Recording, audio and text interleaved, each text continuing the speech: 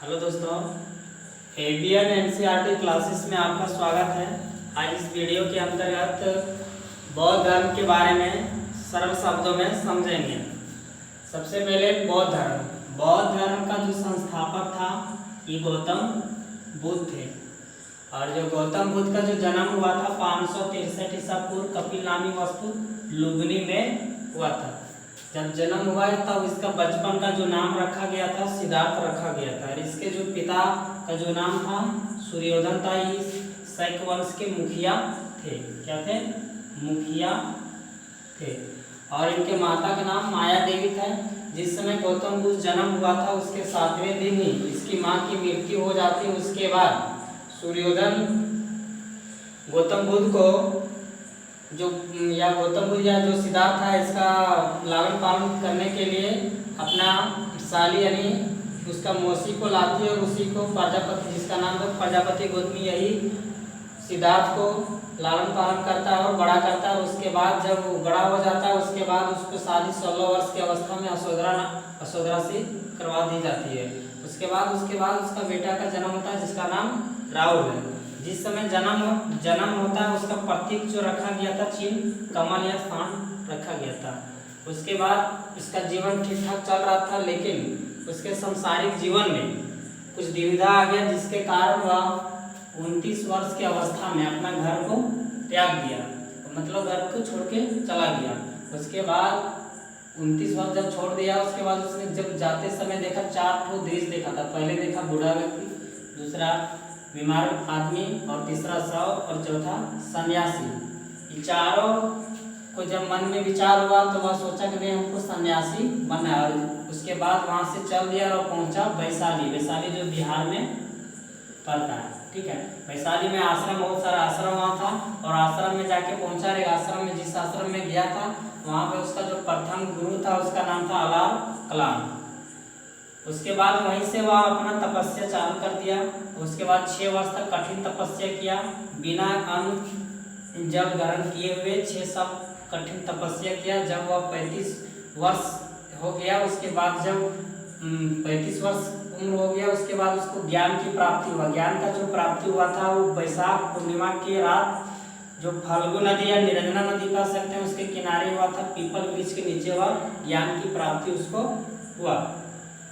उसके बाद सिद्धार्थ जब ज्ञान का प्राप्ति हो गया तो सिद्धार्थ को बुद्ध के नाम से जाने लगा।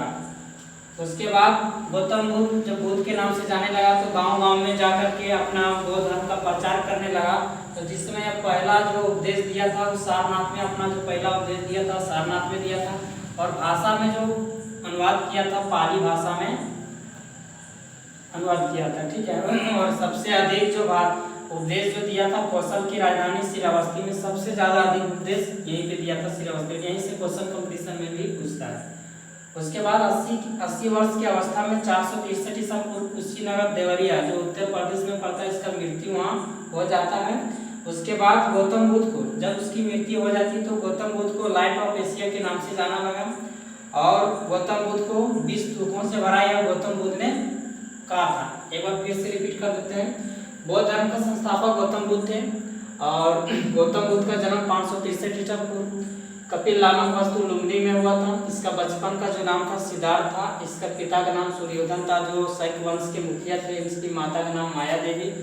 जिसका जो सिद्धार्थ 7वें दिन हो गया उसके बाद इनका माता की मृत्यु हो जाती। उसके बाद इसका लालन पालन इसका मौसी करती जिसका नाम प्रजापति गौतमी है। जब धीरे धीरे सिद्धार्थ बड़ा हो जाता है तो इसका 16 वर्ष में इसको यशोधरा से साथ शादी करा दिया जाता है। उसके बाद इसका बेटा का जन्म होता है जिसका बेटा का नाम राहुल है। जिस समय जन्म होता है उसका प्रतीक जो चिन्ह होता है वो कमल या सांड होता है। उसके बाद इसके संसारिक जीवन में कुछ दुखद की घटनाएं उत्पन्न होता है जिसके कारण वह 29 वर्ष की अवस्था में घर को त्याग देता है। और घर त्यागने में घर जिस समय त्यागता है जब वह घर से निकलता है तो वह 4 दृश्य को देखता है। पहला बूढ़ा आदमी देखता है, दूसरा बीमार व्यक्ति देखता है और तीसरा शव को जो लाश ले जाता है जलाने के लिए उसको देखता है। उसके बाद यह सन्यासी व्यक्ति देखता है। सन्यासी व्यक्ति देखकर यह अपने मन में विचार करता है कि नहीं हमको सन्यासी बनना है, हमको शांत जीवन स्वभाव जीना। उसके बाद वह वैशाली चला जाता है जो बिहार में पड़ता है, और बिहार में आश्रम में जाता है। और उसके बाद वहाँ से आश्रम में, जिसमें उसका गुरु का नाम जो था, प्रथम गुरु का नाम था अलार कलाम था, और वहीं बैठकर पीपल वृक्ष के नीचे तपस्या करता है। 6 वर्ष तक कठिन तपस्या करता है बिना अन्न जल ग्रहण किए हुए, और वह उसको ज्ञान की प्राप्ति 35 वर्ष की अवस्था में हो जाता है।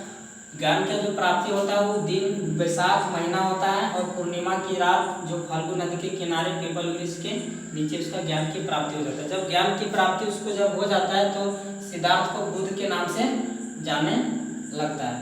उसके बाद जब बुद्ध से नाम जानने लगता है तो वह अपना प्रचार करने लगता है गांव में, अपना धर्म को प्रचार करने लगता है। पहला जो उपदेश देता है वो सारनाथ में देता है, वो जो भाषा देता है पाली भाषा में देता है। यहाँ से क्वेश्चन पूछता है कि गौतम बुद्ध कौन सा भाषा में सबसे पहले दिया था। उसके बाद जो सबसे अधिक जो उपदेश दिया था कौशल की राजधानी श्रावस्ती में सबसे ज़्यादा उपदेश दिया था। उसके बाद 80 वर्ष की अवस्था में इसका मृत्यु हो जाती है। 463 ईसा पूर्व जो कुशीनगर गांव का नाम पड़ता है, जो देवरिया डिस्ट्रिक्ट का नाम है और यूपी में पड़ता है।